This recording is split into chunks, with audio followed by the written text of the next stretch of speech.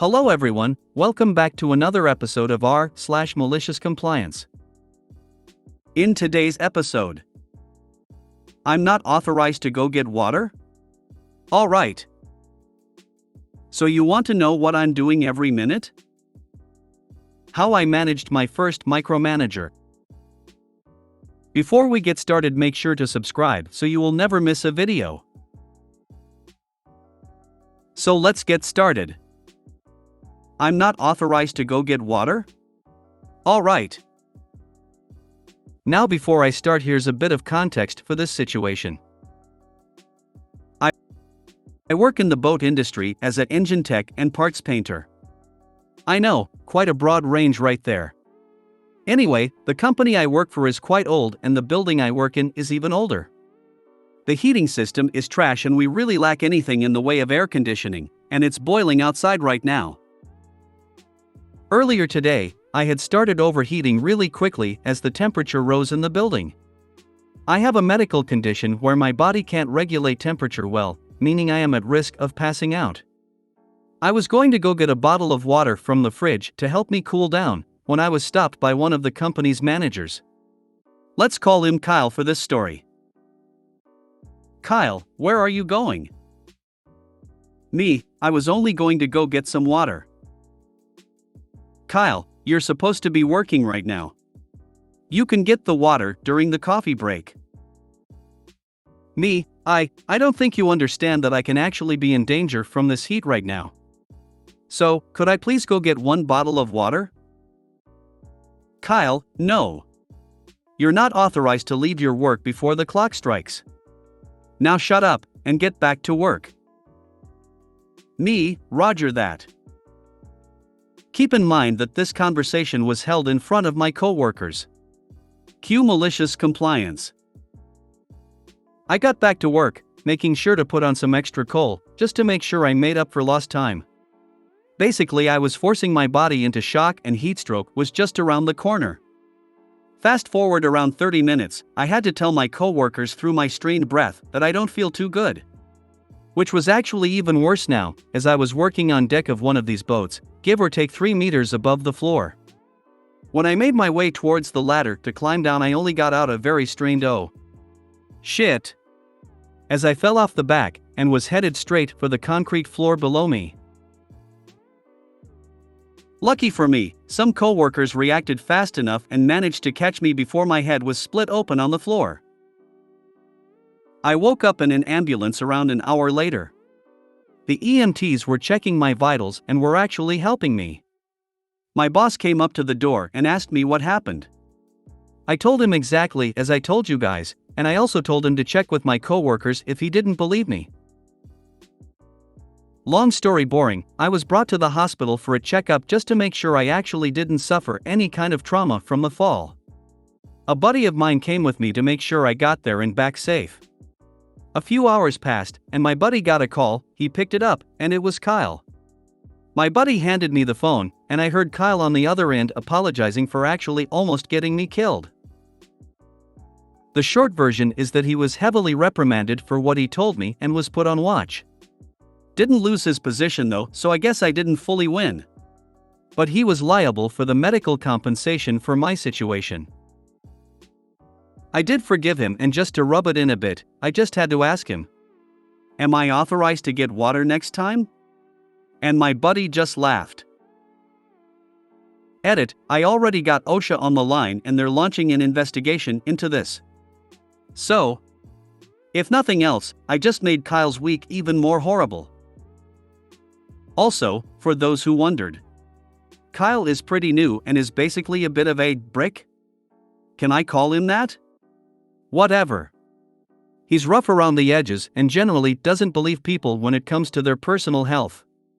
He's got that kind of "if you can talk, then you can work" mentality. So, in a way, he kinda deserved this. OSHA will have a field day with his actions. Glad you're okay and he was reprimanded. Yeah. It was a close shave though. Safe to say. Won't be doing that again. If you can, try making this a teachable moment for Kyle. This hard-ass ignore your health approach is dumb. I'm going to guess Kyle doesn't enforce safety glasses, respirators, or fall protection. If he's open to it, you might save someone's life. I have a similar condition. Please take care of yourself and maybe consider getting some Gatorade. It's much more helpful than water. When I was working, they'd keep the building really warm. I'd get sick and stay home, which they understandably didn't like. So I'd go in. It doesn't take long to get fired for having health issues when you pass out at work frequently. Thanks for the advice. I'll get my hands on some Gatorade when I get back to work. When the nurses allow me to leave, that is. Your answer should have been, I don't need authorization. Denying an employee the right to drink water is illegal and dangerous. It should be, but in Texas, they just killed those requirements. I'd honestly not even say anything and carry on getting the water. What is he even gonna do? I must be getting old. My response to such insanely stupid bullshit has just moved to K-mate and ignoring them. You are stupid to put your life at risk in that way. It's a petty way to get back at someone that might have caused you serious injury or death. Your medical condition is your business, and despite your actions, you are an adult. If you felt you needed water so your condition didn't worsen, then why are you letting anyone tell you no as if you are a child? So you want to know what I'm doing every minute? My work just instituted a new timekeeping policy last week where we must account for what we are doing every minute of the day, since we are remote and we shouldn't waste company time. Me and my team really think this is a waste of our time, as we are now spending 30 minutes a day doing timekeeping instead of working. So we agreed to be super precise as possible. So all our time cards look like 8:01 to 8:14 answered emails from blah at place and vendor. 8:15 to 8:21 peed, washed hands. 8:22 to 8:23 refilled coffee. 8:24 to 8:26 sneeze, got tissue. And so forth. As of today, we now just have a time entry for unaccounted time that we are supposed to just mark breaks because I don't need to know when you take a sh*t, GDI. And time entries can be rounded to 5-minute increments. A small win, but we'll take it. ETA, yes, we did put in the time spent entering said time, which accounted for about 20 minutes. I'm astounded when companies don't realize that micromanaging employees to this degree, especially when remote, is an incredibly dumb waste of resources and an exercise in futility. It's like trying to herd cats, futile and pointless. It's not always the company. I worked for a company that did work for the Navy, and it's the Navy requirement for it to be this precise to ensure the company isn't taking advantage of naval funds. Every 15 minutes required explanation. You should enter in your time for entering in time. My best answer to this is, ask management where to account for the time filling in the sheet. We did this at a company. The average was 30 minutes/day x 300 employees. So 9,000 minutes per day spent just tracking time. Now take that total and multiply it by the average per hour pay. 9,000 divided by 60 is equal to 150 hours. 150 hours per day of non-productive time. 750 hours per week. 3,000 hours per month. Those figures will make the company re-examine the time tracking policy. Who is making $20 a minute? LOL, overload them with all the details, that usually changes their tune. Well done, MC. How I managed my first micromanager. Back in 2010, I was working in a training management area within a government department. The job was fairly easy for me. When my original supervisor went on extended leave, so I got a new supervisor that we will call Agatha.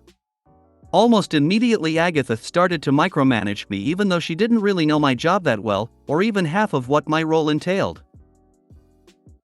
Now I will say that I didn't particularly like Agatha as a person, but I tried to get along with her. even when her management style started to show. In hindsight, I should have worked some internal politics to be removed from the area, but hey, no one said I was smart at 19. The section started to have some underlying tension until one day she called me into a meeting and, long convo cut short, said the magic words, "You need to do what I tell you to do and not what you think you need to do." She even followed it up by emailing me words to the same effect. Now I did two things on the heels of that meeting. Firstly, I printed out the email to keep in my bag, drawer, pocket, and on my wall. Secondly, I started to do what she said, and only what she said. At first, she would just tell me the jobs that needed completing. But she only got worse when she noticed the work wasn't getting done and started to tell me how to do things. Again, I complied and only did exactly what she told me and how she told me to do it. If she missed a step in her instructions, I would either skip it if I could move on, or ask her to explain again as I couldn't figure it out. I was a good employee. I even went out of my way to start asking her what I should be doing and how. After every task. If she wasn't in the area, which was very common, I would just wait for her to come back. If she wanted to micromanage me, I would make her work for it. She was getting nothing done, we were getting further and further behind. This went on for about a month. The reputation of our section was tanking internally and externally. Enter Michelle, Agatha's boss. She noticed all my questions and the general drop in productivity, morale, and reputation. She pulled me aside and asked me what was happening, considering I am normally so competent/efficient and don't ask many questions about how to do the work. Small aside, Michelle was a fantastic boss and generally preferred a more hands-off approach when she could. She clearly was giving Agatha enough rope to either make a ladder or something else. Okay, back to the story.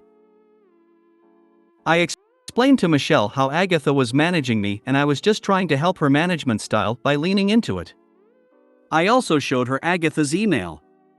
At this point, I estimated I could get everything caught up in about a week without working any extended hours if things changed. Michelle, being a good boss, simply asked what it would take for me to go back to working the way I always have. I only asked to not be managed by Agatha anymore. I could have been much more insidious with my request, but I only wanted to be left alone to do my work. To my surprise, it worked. I immediately started reporting directly to Michelle. I got the work caught up in 3 days, surpassing even my own expectations.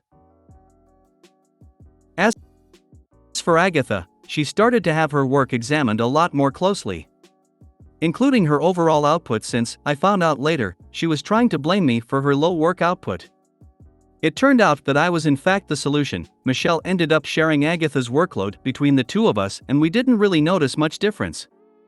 Agatha, however, did notice a difference as she was shuffled into another area of the department. One with a lot less responsibility and a whole hell of a lot less promotion opportunity.